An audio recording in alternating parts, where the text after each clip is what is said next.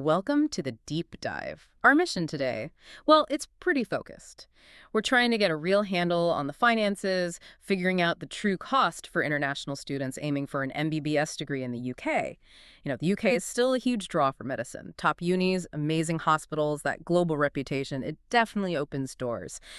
But that prestige, it comes with a price tag that's often, well, misunderstood. Precisely. And our research really backs that up. If you're just looking at tuition fees advertised online, you're probably missing, what, maybe 40% of the actual cost? 40%? Wow. Yeah. The total financial picture for studying medicine in the UK, it's much bigger. You've got to account for everything, living costs, yeah, but also government-mandated stuff, not just university fees. Okay, so that's our goal for this deep dive. We'll unpack the tuition, the sticker shock, clarify those hidden mandatory charges, and get real about living expenses. We want you to be able to plan the next 5 years with your eyes open, no nasty surprises. Right, let's start with the big one, tuition. Okay, the sticker price. International students, you should probably budget somewhere between £25,000 and £45,000 per year. That's a huge range already. It is. And it really hinges on the specific university and, importantly, where it's located. Big city versus smaller town makes a difference. And some places really push that upper limit, don't they? Our sources highlighted a few. Oxford, for instance, seems to be around £42,000 a year.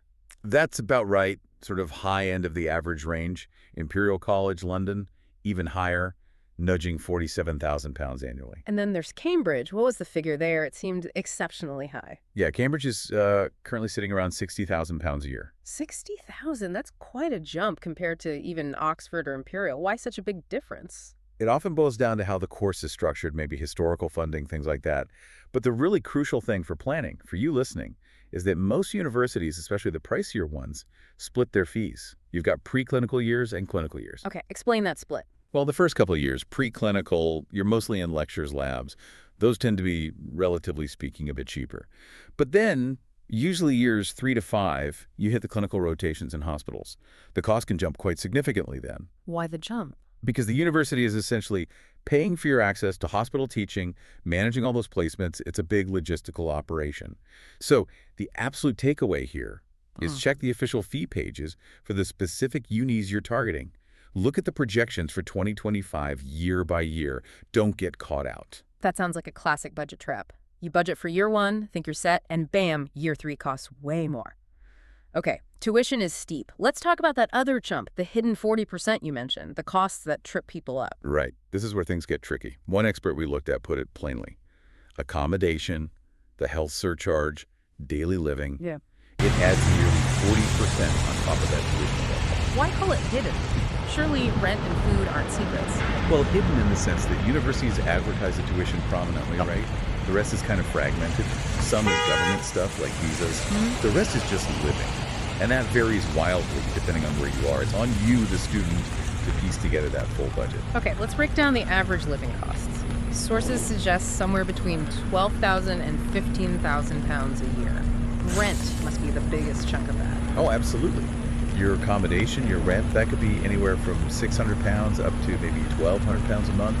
Big difference if you're sharing or living alone, especially in a city like London. And food. Food, probably £200 to £350 a month. Local travel, getting around maybe £50 to £150. But then you have these non-negotiable government fees layered on top. Right, the mandatory stuff. Let's define those. First up, the NHS surcharge. What is that exactly? The Immigration Health Surcharge, or IHS. You have to budget for it. It's about £470 a year currently, and you pay it up front for your whole visa duration when you apply. And it gives you access to the National Health Service. Exactly. Which, as a medical student, you'll definitely need access to. It's crucial. Okay. And the visa application itself has a cost. It does. Around £490 just for the application.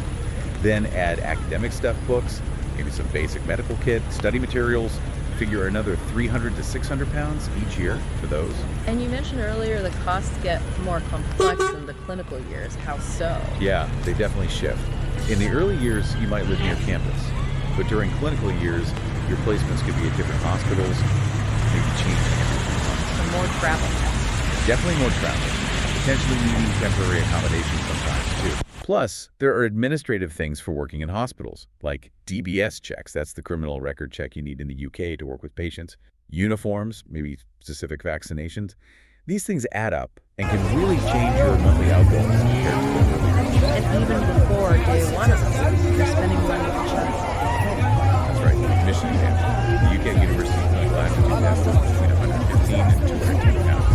If your uni wants the BMAT, that's another 78 to 150 pounds. These are just the entries. Okay, let's take a deep breath. Tuition, living costs rising over time, IHS, visa, books, your extra business exams. If you bundle all that together for a typical 5-year course, what's the estimate? Looking at the data, the total financial whack over 5 years seems to land somewhere between 190,000 pounds and 280,000 pounds. Wow, that's a 90,000 pound difference between the low and high end. What drives that huge variation? Is the low end assuming you live super frugally outside the city? It's almost entirely down to geography and the specific university's tuition. That top end, 280,000 pounds. That's almost certainly London or the Southeast, plus one of the most expensive medical schools. The lower end, 190,000 pounds, assumes you're maybe at a uni with 25K tuition, living somewhere more affordable like Scotland or the North where rent is much, much lower. 280,000 pounds. I mean, just to put that in perspective for people listening, that's like buying a house in many parts of the UK. But it's the cost of the degree. It's really staggering. Let's ground this with that real-world example from the sources Priya R. from Karnataka, studying at King's College London starting in 2024. Her annual costs were pretty eye-watering. They really were. A perfect illustration of the high-end reality. Her tuition was 45,000 pounds. Living costs budgeted at 14,000 pounds.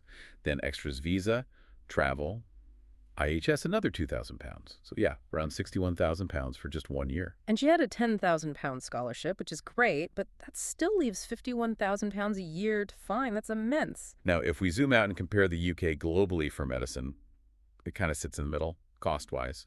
It's definitely cheaper than the US, where totals can easily hit, what, $225,000, maybe even over $375,000. Right. And generally less than Australia, too, which often goes over AUD 300,000 total. But compared to, say, private medical colleges back in India, the UK looks much more expensive then. India might be 1 to 1.2 crore total versus the UK's 190K to 280K. Exactly. And that's the core of the return on investment, or ROI, question. Why pay so much more for the UK?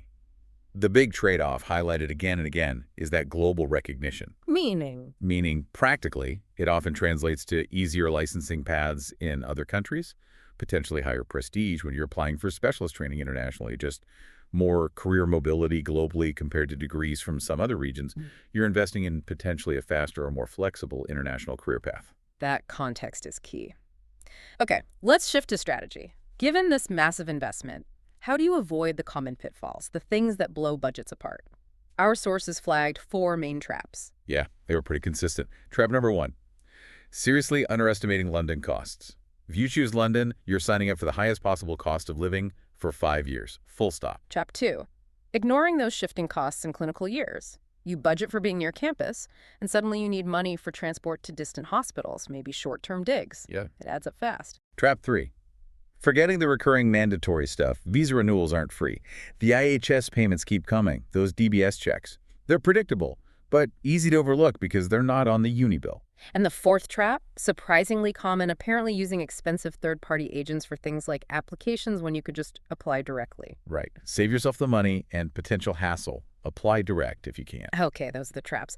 What about tactics? How can someone actively try to lower that potential 280,000 pounds cost? Smart budgeting really starts with location, location, location. Seriously, consider excellent universities outside London. That's the single biggest saving right there, potentially tens of thousands saved on rent alone over 5 years. And related to that, share accommodation. Ditch the idea of a solo studio flat if you can. Sharing a house or flat saves a huge amount, even outside London. And the big one, scholarships. Absolutely. Scholarships are the game changer, but they are super competitive. We're talking major awards like Rhodes, Gates, Cambridge, Chevening. They can significantly reduce the burden. But, and this is crucial for you listening, these aren't automatic. You need to apply early, often a whole year before you even start. And they look for more than just top grades. They want leadership potential, community work, a clear vision. It takes serious prep work way before you even think about packing your bags. Okay, what about earning money while studying? International students can work 20 hours a week during term time, right? How much difference does that actually make? It can make a noticeable difference to your day-to-day budget, but it won't solve the underlying cost issue.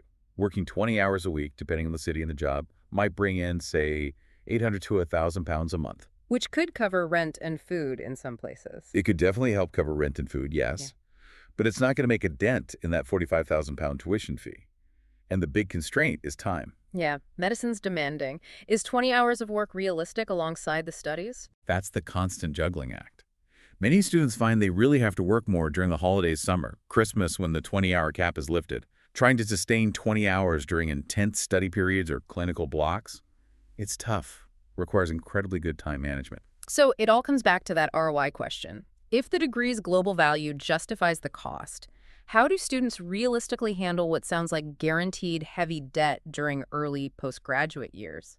I think it starts with managing expectations. You need to look at the official stats, yes, but also listen to student experiences. The degree opens doors globally, true. But those first few years as a junior doctor in the NHS, the starting salaries, they can feel quite low compared to the debt you've built up. The financial planning really needs to go beyond the 5 years of study into the first 5 years of working. Okay, so if someone's listened to all this, what are the immediate action items, the key takeaways to act on now? 3 things. First, go straight to the official university fee pages. Verify those preclinical versus clinical year costs. Don't assume anything. Second, build a detailed 12-month budget and add a buffer, 10, maybe 15% for unexpected things, because things will come up.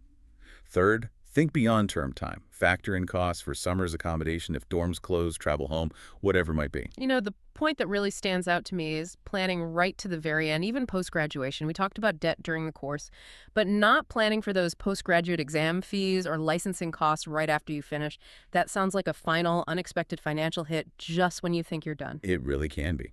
Debt inception, as you say, just as you graduate. So here's the provocative thought we want to leave you with.